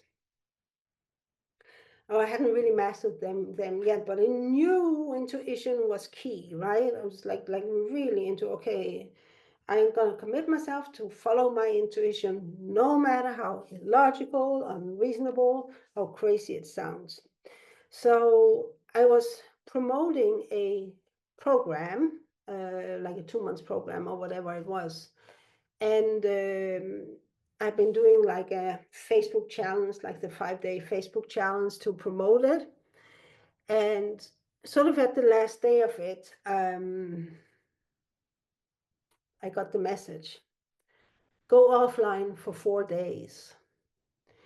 And every single business guru will tell you to that right after your launch, this is when you have to do all your selling. You have to be there to follow up and reach out to people and be available, because that's the most important part of your launch, is right when the Facebook challenge is done. But my intuition said, like, disappear for 4 days, go offline for 4 days. So I went offline, I disappeared. Nobody saw me on Facebook. I didn't open the internet even. I really went offline for 4 days. And every day I was like, okay, so what am I going to do today? Okay, go to the beach. What am I going to do today? Go to this museum. Okay, what am I going to do today? You know, I can't remember, but those 4 days, I was just very much, it was like really dedicated to risking. Because see, the magician takes risk, right? This is really what we're talking about here now. Risking, trusting my intuition. So I disappeared for 4 days. And I didn't tell anybody beforehand, which is also like totally illogical, right? At least I could tell everybody who had showed up for my Facebook challenge, well, I'm going to be off for 4 days, but I didn't. And then when I came back after those 4 days, you know, I still filled my program very easily. You know, people just showed up, hey, I want to be part of it. So it didn't take anything away from me those 4 days. And I was also very aware of how it was like almost like energetic hygiene that it took these 4 days away. It's like I totally detached from any results from my Facebook launch, from my Facebook challenge. And I could see afterwards that that was exactly the right thing to do energetically, because my energy got very pure and very strong and very clear, right? And people always buy according to your energy. So this is just an example of it. So I still filled my program very easily. It wasn't a big deal, you know, but it was following my intuition, you know, was totally the unreasonable time to do. And I took that risk and trusted my intuition. This is trusting my intuition to go away. Trusting my intuition told me to do a Facebook challenge. That makes sense to my ego. It's a business strategy, right? But then it tells me to go away for 4 days, right? My ego could have like resisted that and I would have collapsed, right? But I did it, and then do. So the dragon codes are not your genius codes, right? But they're your conduit for your genius. So this is how you create magic. So where the shadow codes are all about fear and lack, the dragon codes are all about easy abundance and faith, magic, right? So the guardian dragon is all about making sure that your desire is not distorted by ego, that there's no ego showing up in your experience or what you're trying to manifest, that it's not coming from ego, but that it's like pure, right? There's no ego around it. So it's about purification and purging ego content. It's about being really savagely honest about the possibility of where ego is showing up, about holding divine standards, which is really saying divine truth, not ego bullshit. It's a portal, right? Because it's a portal into your genius, into the dark. It's unhooking from the ego stories And what it's really about is that you sacrifice your human condition, you sacrifice your human narratives, you sacrifice your ego bullshit, your ego content, right? I'm just like, what the fuck, I'm going to see if I can fly. So the emperor is God's, and I'm thinking about like the Chinese version of emperor, which is God's representation on earth, right? So it's the carrier of divine truth. Sovereign was a truth teller, and I would just take it into divine truth, right? Divine entitlement, which is where this is what I want, therefore it will manifest automatically with a thought, right? With a thought. Remember, this is what the power codes are all about. Unconscious, competent, right? So you think it, therefore it becomes. I'm sure if you think back, you will have had those experiences where you have thought you wanted something and suddenly it appeared in your life and you didn't do anything but think about it, right? So you had unbending intent about wanting that experience, but it wasn't really a conscious thing, you just knew this was going to be. So like those days where I just say, yeah, I desire to make 1,000 euros a day. There's no emotional thing, it wasn't personal, it wasn't for any reason. It's just, yeah, I want to make 1,000 euros a day. And it just happened. I didn't try to make it happen. It happened all by itself. And another, maybe more concrete example is like when my son was young, a toddler, I wanted to get him a tricycle. I said, okay, I'm going to get him a tricycle. And then I didn't think more about it. And then the next morning, my friend calls up and says, hey, I'm cleaning out the garage and I'm standing here looking at my daughter's tricycle. Do you want it for your son? And I say, sure. It's easy at that. I had a thought, I desired a tricycle. 12 hours later, it shows up. I did nothing. It came to me, right? This is how it works. This is how it works. You automatically manifest your pure desires, your strongest desires. Huh? So when you come into this is really submission, like I say the emperor, but you're serving your genius, which is your divine truth, and you're serving God. It's not about your human self anymore. It's really coming from a different place. And it's about being in the consciousness of I am. No identity, just pure I am, oneness with everything. And also you are the receiver and the enactor of your genius commands, right? And your genius commands is very much about what you're going to create next. So the dragon code of the activator is devotion. Devotion is taking pure actions as, no ego in it, but it's also walking the truth path to success. But this time to create effortless abundance by being loyal and dedicated and committed to, bringing your genius magic world and your tone of truth life, and not your ego life, which is not your tone of truth, it's your tone of illusion. And it's not even a tone, it's like discordant noise. So the activator, it's like because the dragon codes are conduits for divine consciousness, which exist in the void, the raw codes of creations in the void. So the activator goes and picks out the codes that are then going to be sent to your power codes so that they can be converted to 3D matter. So it's the code upgrader, drops the codes, activates the codes, chooses the codes, whatever. And then the oracle is the one who sees in the dark. And knowing without knowing. So it's like the creator of your TruePath, the reels unfolds. And where it's a source of your genius commands. And because your dragon codes exist in divine consciousness, so there's no linearity to it. There's no this follows this, this follows this, this follows this, and it's all chaotic to our human experience, even from the perspective of our God self. it's perfectly makes sense, right? And your oracle is also um, I don't want to say create your greatest story to live because it's already created, but it's like weaving it into your 3D experience, you know, and the less ego, the more you will experience of your waking dream life, your greatest story, and not your ego life, right? So it's always this dance between, dragon codes and ego codes. So this is a story of how this works.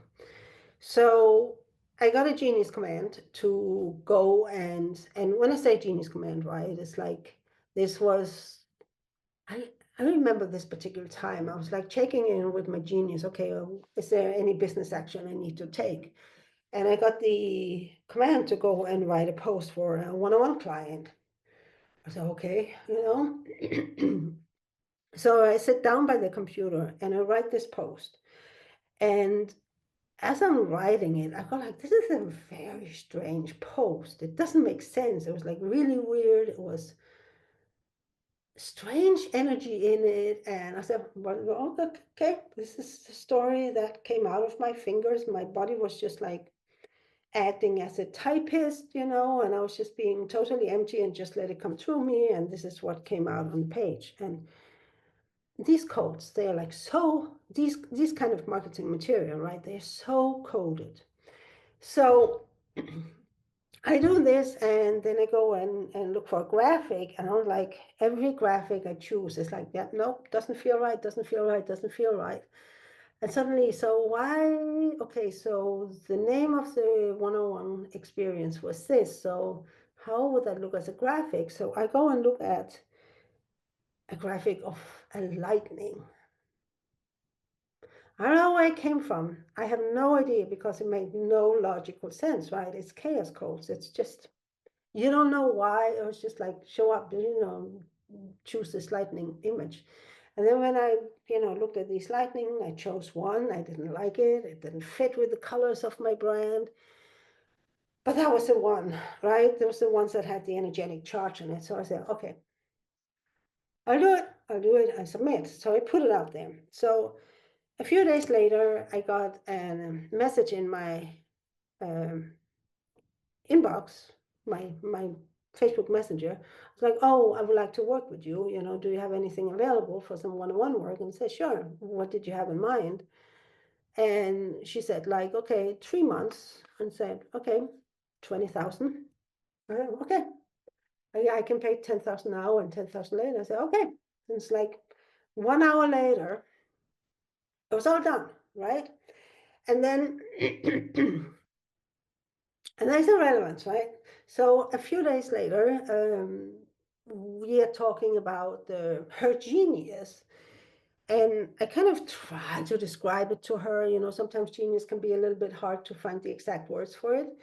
But I describe it, and she has the same experience of like absolute truth, recognition. This is her essence. This is who she really is. This is what she's all about. Like everybody does, who has a um, genius activation session with me. And then, then we talked about, well, she should just like act on whatever she gets, like just the truth as it is right now. She knows right now she goes out to do a live stream and do 80,000 in sales, just like that. So we talk about it. And it's like, yeah, great. Not only because the 80,000 was great, but because it came as a result of her choosing truth, her genius truth, over her ego. Right? She just did it. It made no sense. The title of the live stream was like totally non-logical, made no sense. I think she called it nothing, actually. The title of the live stream was nothing. I was like, what?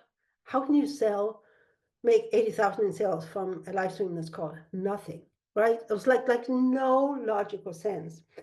And as we are chatting, I realized suddenly that the image I had chosen for that post that very weird post I got in the genius command to write was the exact image of her genius. Exact image of her genius. When she came to me, when she sent me, in the inbox.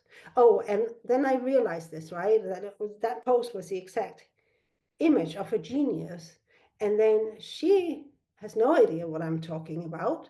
So she goes and reads the post and she says, oh, yeah, my God, this was like totally written for me. But the funny thing about this, right? I wrote this post totally on Genius Command and submitted to what Genius wanted, chose that image that was exactly the precise image, which was about her genius.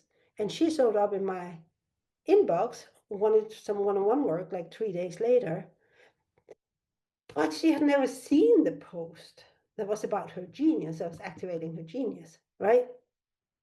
So you see how it doesn't matter because the codes that I put into this post, which was all about activating her genius, the codes affected her even if she didn't read the post, right? Because it's right when I published this post that she got the idea to reach out to me for some one-on-one work. It just took like a few days, but it's like it's chaos. Remember, it's chaos. This is how it works, the dragon energy. And I wrote that one post in total submission and I got the sales. And this is how it works, right? Because manifestation of your best life should be unconscious. This is, again, you always manifest the strongest desire you have. So it's really about the work is really deleting one kind of desires, the shadow desires, so that your genius commands, your genius desires, your divine truth desires, your tone of truth life desires, whatever you want to call it, they become the strongest one. So they will automatically become manifest for you, right? So we all start with the ego shadow things, and then our, you know, enlightenment journey is like to manifest less ego and more of the dragon codes, our genius. So, walking a true path, we're kind of coming to the end here. So now we know what the true path is, what it involves. Now it's like, how do you actually walk it, right? So bringing this back again, this is what your true paths look like.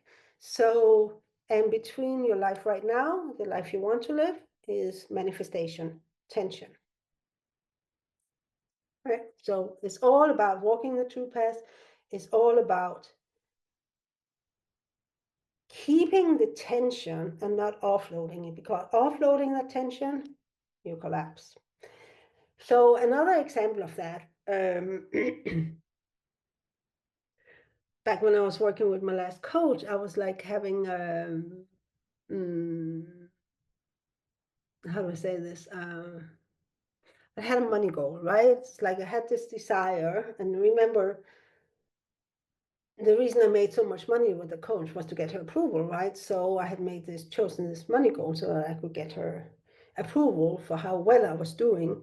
So I was still 10,000 short of the goal, but we were coming to the very end of the month. It was like maybe 2 days left.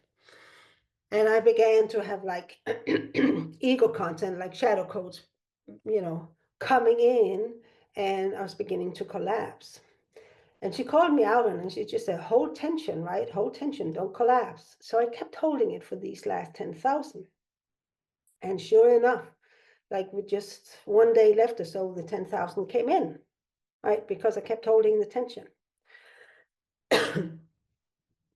So yeah, so it works always. Whether you know what your desire actually is, what your strongest desire is. Sometimes you, sometimes you don't, right? Dinner is easy, you don't have so much ego content around it.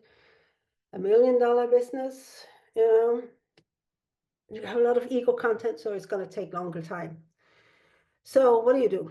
You got to have unbending intent, right? I talked about this. It's like, if you don't really care about having it, it's just like a wish or hope, then there's no power in the desire, right? It doesn't have any meat to it. It's just an empty thought.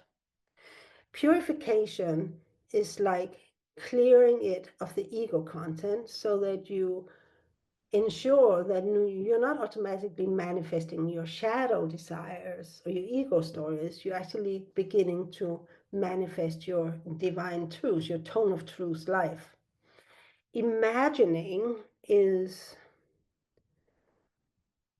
remember how I talked about like this is what you desire, this is what you have now. And the more clearly you can imagine this, the bigger the tension, because your mind cannot tell the difference between 3D facts and virtual 3D facts, right? It's like they have equal validity in the mind, so it creates this tension. Your imagining solidifies this, makes it stronger, you know? So it has to be as real as this. And then the devotion part is like, when intuition says do this, then you do this. When genius command says do this, do this. When intuition says do this. And yes, there is a difference between intuition and genius command, and you can find that, amongst the Athenaeum collection of videos that I have available. So you can just reach out to me for getting access to that. So these are the four things that ensure that, first, the unbending intent is really about setting up the tension. Purification is to ensure you don't collapse. Imagining is to like make this tension very, very strong. And devotion is then this part here. So the unbending intent, like this is what you will create. This is what you will live, no matter what it takes, right? Like dinner or tricycle or 1,000 a day or 1,000,000 a year, so whatever it is, it stays like this. Unbending intent keeps this up here, prevents it from collapsing. Now, ego content always collapses tension, right? So you're going to begin to go down. But an unbending intent is going to ensure that you purify the ego so that you increase tension again, right? Instead of collapsing. And I'll tell you all about how to do that in the masterclass, How to Purge Ego Content. And again, you can just reach out to me if you want access to it. So unbending intent to have this is what sets it up. Ego content begins to elapse. Purifying ego restores the tension. And your life right now is going to go this way, right? This is not supposed to be right here, but so imagining is what powers up. It like really, increases this, really puts a lot of power into this part here. So it gets really, really, really strong and very, very vivid, as much as the 3D facts. So they become more and more equal. And then this one begins to take dominance. The more power and energy and effort you put into imagining, not visualizing, imagining as if it's as real as your real life, it's going to make this happen much faster. I don't know what I was doing here. Anyway, so the desire fulfilled is your life now, right? This was going to be this one. So your life now is like keeps going up, up, up, up, up, up, up, up, up, right? So it becomes your new life. So the devotion here, again, is like to take the next step when it comes to you, intuition, whether it's logic or not, whether there's anything with what you actually want to create or not, right? It might be totally irrelevant. It might have nothing to do with what it is that you're trying to bring about. So it could be like, yes, you have a desire that, let's say you want a new car, your intuition says, go and wash the dishes, right? One might have nothing to do with the other. It's still the next step because we are talking about the codes in your actions. It just so happened that this is a precise actions that will activate more manifestation codes. right? You don't know. And this is why it's so important to just trust your intuition. So the actions, when it comes to manifesting, sometimes it's just a thought, it comes to you, sometimes there's actions involved. And even when it's you just have a thought and it comes to you, there is still an action, even if it's a non-action, if you know what I mean. It's like for and I was thinking here about the tricycle example, where I just decided I was going to have a tricycle, but I didn't really go into how, because that would have been shadow, right? It didn't even occur to me to do how. I just, yeah, I'm gonna do it and I'll figure out, But at that moment, I was just, yeah, it's time to get a tricycle for my son. And then I just left it at that. I was like, didn't think about how, where the money was gonna come from, whatever. I was a sick single mother on welfare at that time. And I just, yeah, I was gonna come, and then was the next morning, so 12 hours later, that my friend called me up and offered me a used tricycle. But the precise action at that time was actually non-action. It could have been that I would have to, the action, the next precise action as per my intuition would have been to like write down a list of, or look at my finances, or it could have been anything, or it could have been like go brush my teeth or go to bed, or, it could have been anything, but at that moment it was like the precise action was a no action. And a lot of times it is because letting things being automatically manifested for you means there's much fewer actions. It is not the amount of actions you take that gets you results, it's the codes within the actions, on how precisely coded they are, how ego free they are. So, your life is going to start moving up here to the desire fulfilled, and I made oh, now I remember here. This one here. This is the imagining, right? It's like I made the top box like really, really big. It's like I've blown it up to sort of for you to visualize that the more you can imagine, not visualize with your mind, but imagine as if it's a real as your 3D life, like living that life you desire, the more power that's going to come into this tension, faster it's going to manifest. Okay, so code mastery, and I just want to mention it here because I've talked so much about the codes of consciousness. This is a 6 months program to for you to actually really walk your true path of success through mastering the codes, because this is the key. And it's 6 months. We start April 1st. The price is 8.5K, and you can reach out to me about it. So, Yeah, you were great. Oh, it was amazing. Thank you. okay. So, do you have questions? What do I do? So, I have actually two questions. Maybe Yeah. one. Let me start with the first one. So, I am in life, I'm a very passionate person. I have so many things I can go for.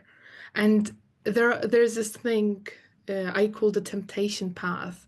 Mm-hmm. I want to create this amazing thing. It's coming up. I feel the energy. I want to go for it. I can see myself do it. And then I know it's the ego. It lurks in and tells me about this other thing. So I get lost all the time. Okay, I can see myself doing this and this and this. Yes, I can do all of them, but I want to start from somewhere. And Mm-hmm. it feels like, then the ego kind of makes me get lost in this question, which tells me, okay, you can't have all of them at the same time now. So you gotta find that one thing that is going to be your starting point. And then I find myself not being able to start Yeah. anything. Yeah. Yeah.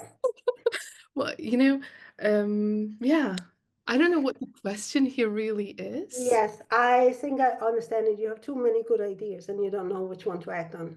Yes. Okay. That's ego. It's not intuition, it's ego, right? It's like tries to stop you, like pumping you full of good ideas. And actually, what I do when this happens to me, because ego still shows up, it's like I lie down, I lie down on my bed, close my eyes, and relax and wait for my mind to go quiet. Yeah. Oh, It's like think of it like the popcorn mind. yeah. It's like pop another idea, pop another idea, pop another idea, and they're also good, and I don't know where to go. So I just, kind of relax and wait for my mind to go quiet, and then I know. Yeah. Just Right. let it be. Yeah, it's like just watch your mind, but see what you're getting into is like not just the abundance of ideas, but you're trying to figure out, right? That phrase, trying to figure out, ego key, ego clue.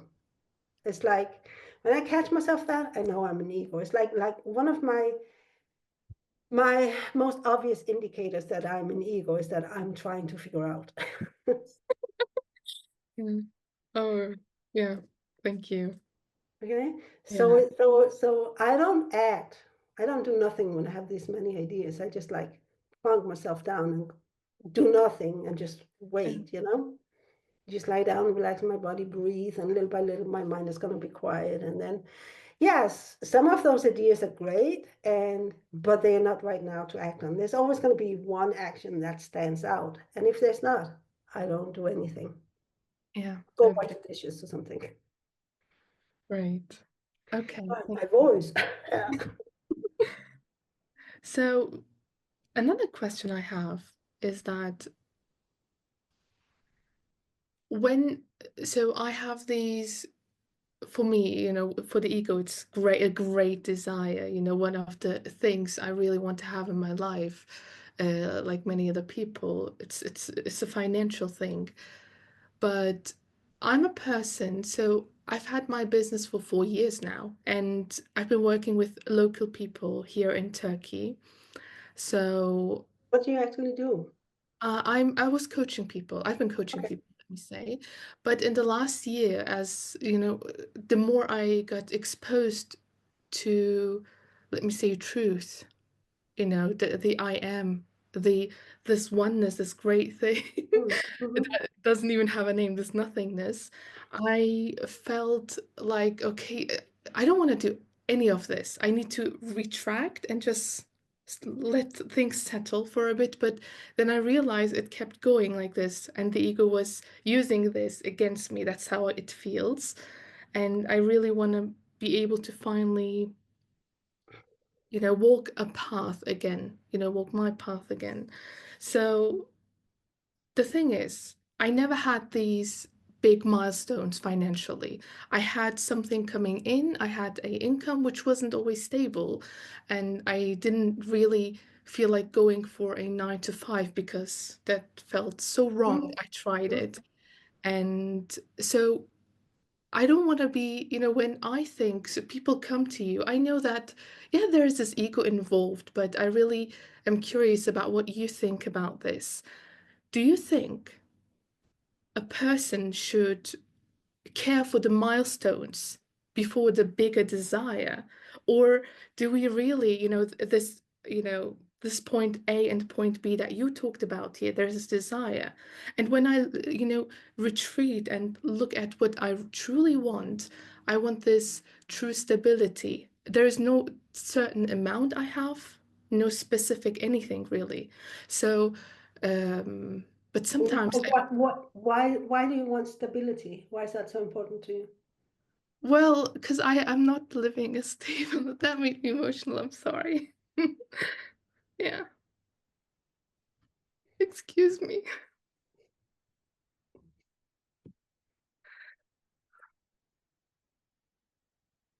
I didn't expect that. No, me neither. I have a tendency to cry things out, so I'm really sorry about this, but it was too No, sudden. I'm very good at making people's cries, but I didn't expect this right now. So the fact that you're crying to me means you have a lot of ego content around it. It's very personal. So this is your work, right? Why does it matter so much to you to have stability? It's because you're afraid that if you don't have stability, then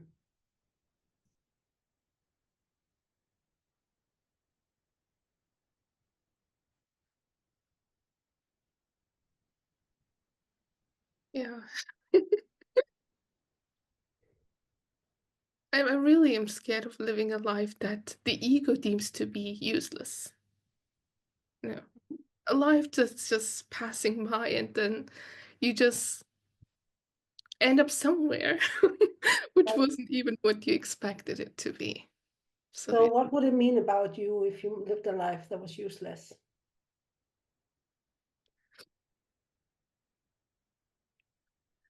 I don't know. The thing is, I don't know why I feel responsible to do something Mhm. here, because if I'm here, why do nothing? This idea of wasting my life and my resources feels so, I don't Yeah, know, because people, it I it don't, it it is one of these very sneaky things that ego comes up with, which kind of took me by surprise because I want to feel that I've used my life, I've used myself, but it's also ego, right? Ego needs to feel in control, it's like in this, if it can make itself useful, it can feel in control, because if it's not useful, it has no value. yeah, And I mean, if your life has no value, you have no value, and that's soul crushing, yeah, But what if it was true? Maybe you have no value, then what, Remember one of the guardian dragon is savage honesty. What if you have no usefulness? What if you have no value? Then what? yeah. Then I would probably live my life. Just go live it instead of thinking all these same things again Yeah, and again. right. Yeah. If your worth and value was not a question, you would just get busy living, right? Exactly. Yes, exactly. So this is why, I mean, this is why I'm, so focused on the codes of consciousness, because you have to recognize when the shadow codes are coming in, it stirs your ego active, right? Because you can get to your tone of truth life, the life you're meant to live, that the life, like your whole being is longing to live, as long as you get all this bullshit that you're, demanding your attention. Thank you. I didn't expect it. Thank you. Yeah, me neither. Appreciate it. But it's also a great example of, and I'm really glad that this happened, because this is why what I'm doing is not coaching per se, because I will say this very innocent sentence and like people like, "Oh,"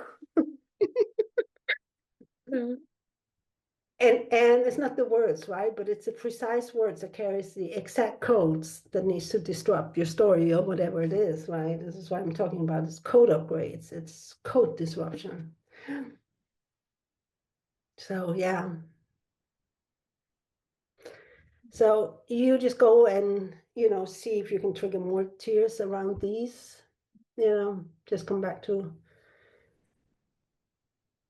the stability thing, and the other one is the usefulness thing,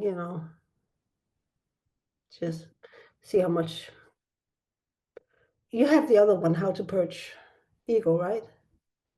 no, I don't. Okay, I highly recommend that you get that one because it's detailed about how to purify, your system from out of, shadow codes and ego, as this one was about like how manifestation works.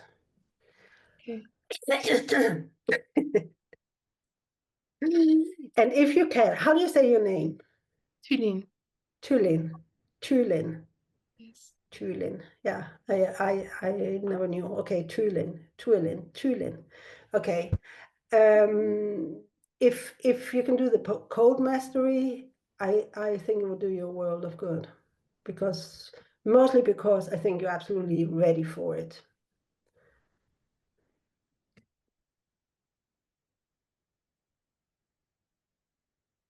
And maybe that desire to do that will help you manifest money, you know? Yeah. Okay. You're in Athenaeum, right? I am.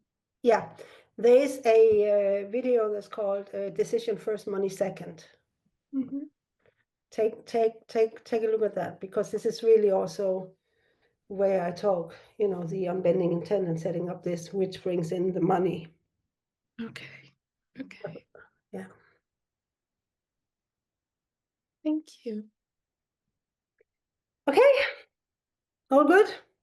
Yep. One question, because I'm going to add this to Athenaeum like eventually. Do you want me to edit this part out Oh, where I I'm don't talking mind. to I you? don't mind it. I don't mind it. So You're totally okay with other people seeing you crying? I am okay with that. Okay. Okay. Then that's awesome because people can get to see how it works in real life. Yeah, I don't mind it really. Okay. Yeah. Good. Now you go do it. Yeah. Okay. Thanks again. It was great to listen to you. Yeah. Thank you.